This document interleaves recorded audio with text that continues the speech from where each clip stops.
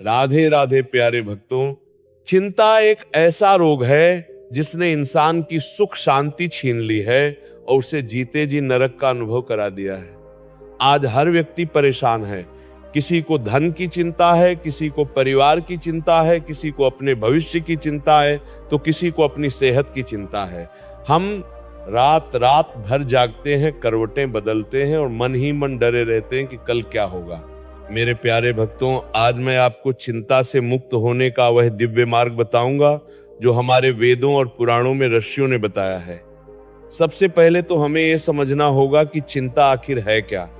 चिंता उस चिता के समान है जो मुर्दे को नहीं बल्कि जीवित इंसान को जलाती है। जब चिता जलती है तो लकड़ी जलकर राख हो जाती है, लेकिन जब चिंता जलती है तो इंसान का मन, उसका शरीर और उसकी आत्मा सब कुछ जलकर खाक हो जाता है।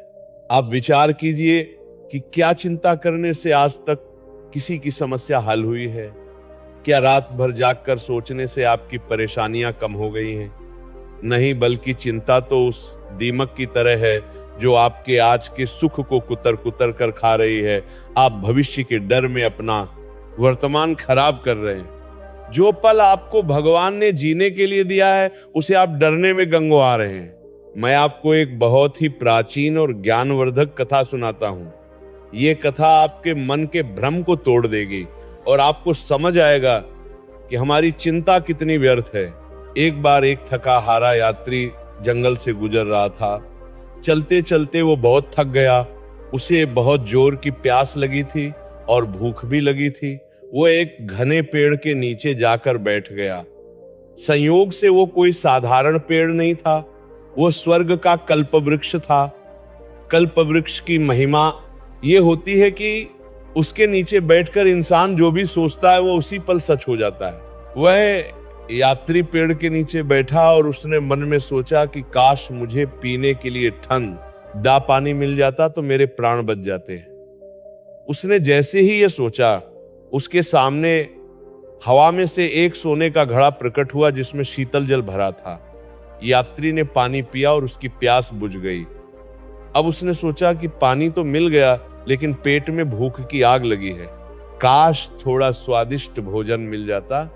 उसके ये सोचते ही उसके सामने तरह तरह के स्वादिष्ट पकवानों से भरी थाली प्रकट हो गई। यात्री ने भरपेट भोजन किया। अब उसका पेट भर गया था और उसे नींद आने लगी।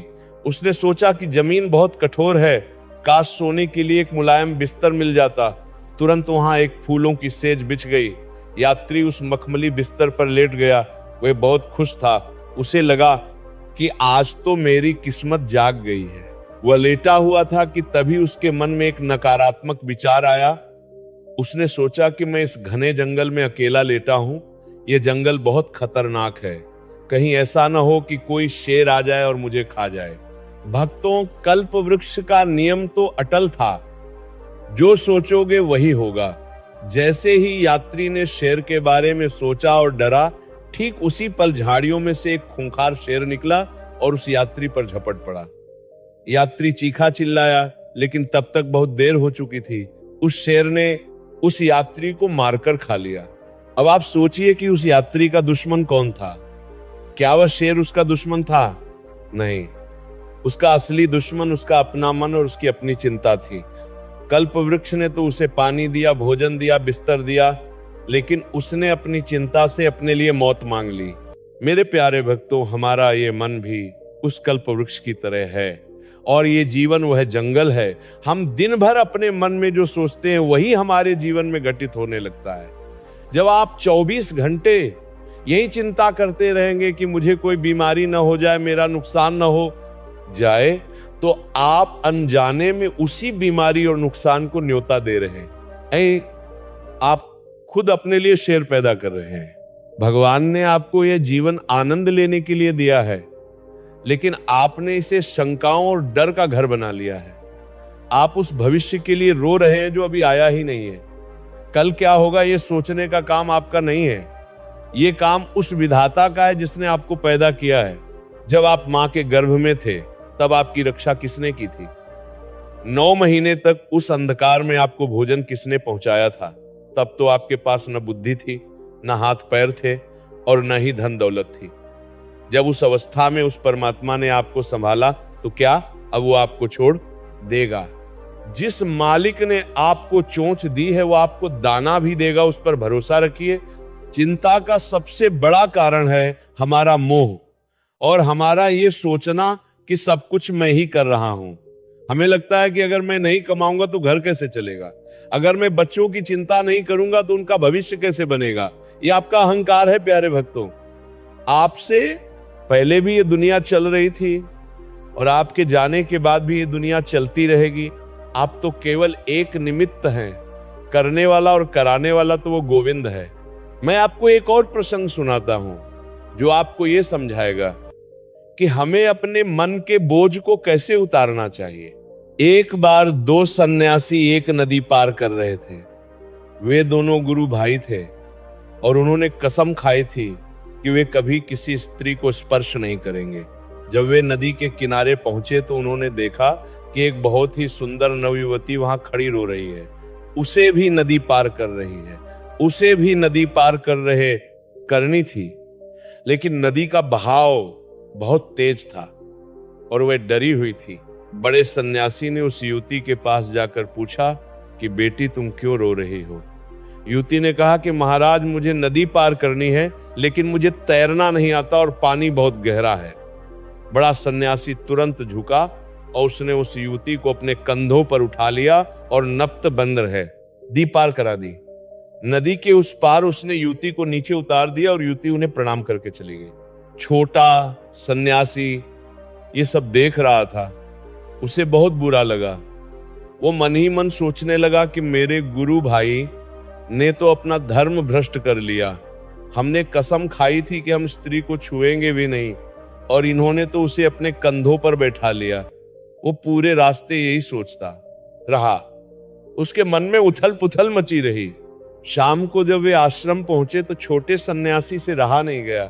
उसने बड़े सन्यासी से गुस्से में कहा कि आपने आज बहुत गलत किया, आपने उस स्त्री को छूकर अपनी प्रतिज्ञा तोड़ दी, आपको इसका प्रायश्चित करना होगा।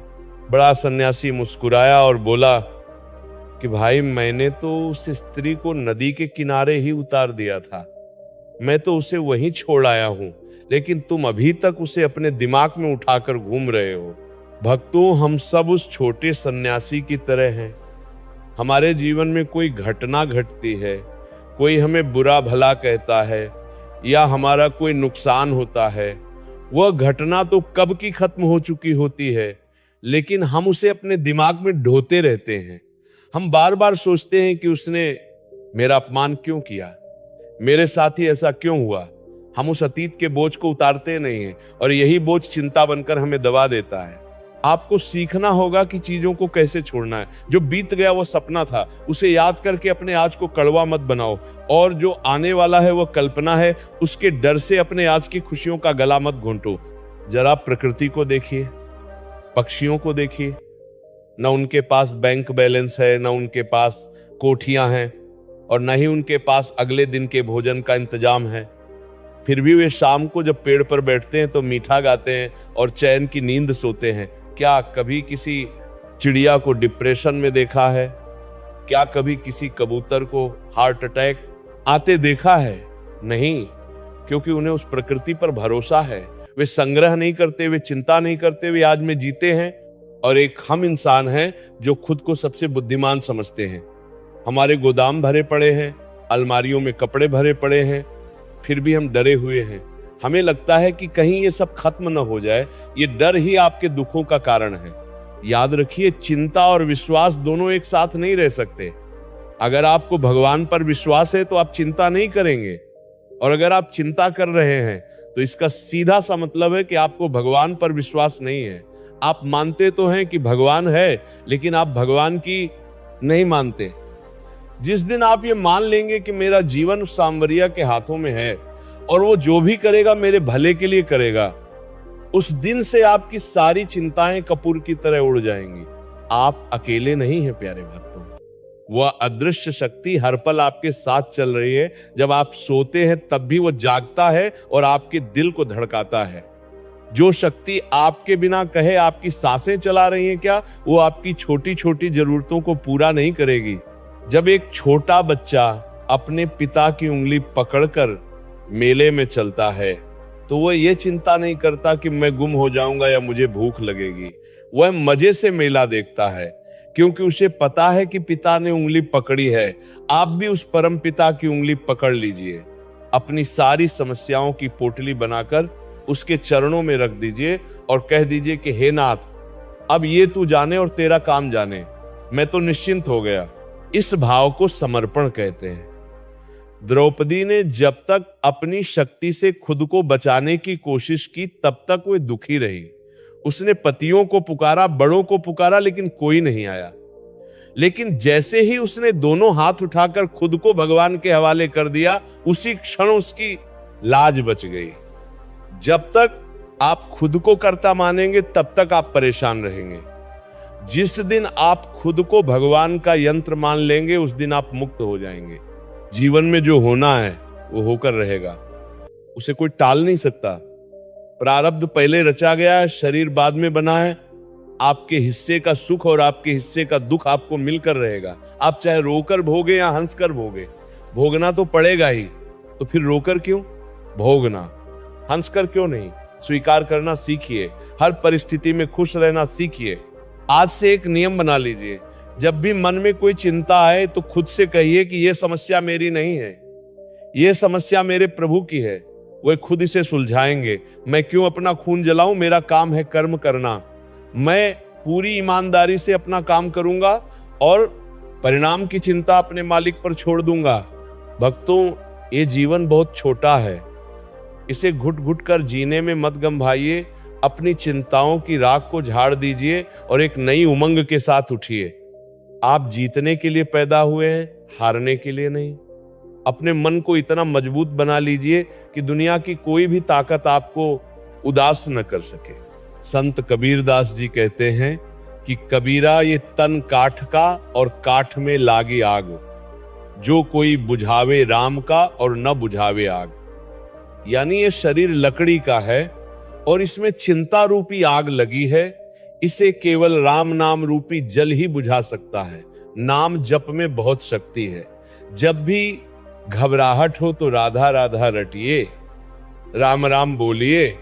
भगवान का नाम अंधकार को चीर कर रख देता है।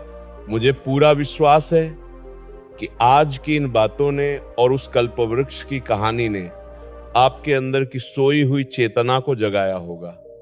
आज से आप एक निर्भय जीवन जिएंगे, एक ऐसा जीवन जिसमें डर की कोई जगह नहीं होगी। उम्मीद है ये वीडियो आपको पसंद आई होगी। अगर इस वीडियो से आपको कुछ सीखने को मिला या थोड़ी सी भी प्रेरणा मिली तो वीडियो को लाइक जरूर करें। कमेंट्स में राधे राधे लिखकर अपने विचार हमारे साथ साझा करें। ऐसी ही और वीडियोज के लिए चैनल को सब्सक्राइब करें और बेल आइकन को ऑल पर सेट कर लें ताकि आपको नए संदेश मिलते रहे। भगवान आप सभी को सद्बुद्धि और सुख दें।